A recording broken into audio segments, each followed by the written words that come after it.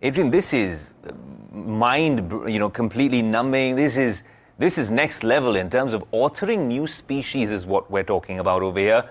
So does it worry you if we're drawing any sort of learnings or inspiration from what's happened with big corporations and big tech with this AI revolution, that the ethics argument or ethics as a whole are being sidelined even when we speak of something as critical as authoring a new species?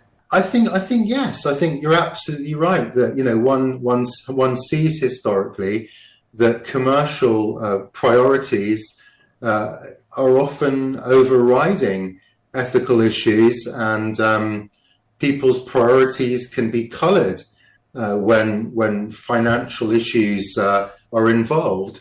But I would like to think that we can align internationally on some broad guidelines to create a kind of worldwide governance system.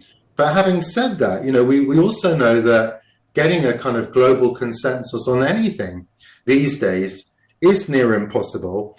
And this technology, of course, is even more consequential than any technology that's preceded it, because if you can change the nature of genomes, eventually, and I'm not saying this is going to happen tomorrow or anytime soon, but we're on the pathway, we're heading in that way. Eventually, it will be possible to, in principle, to alter human genomes.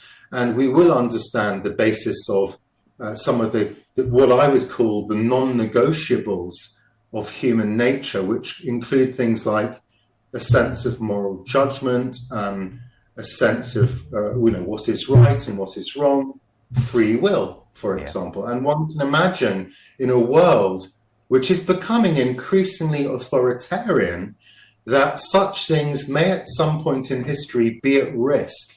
You can only lose free will once, for example, right?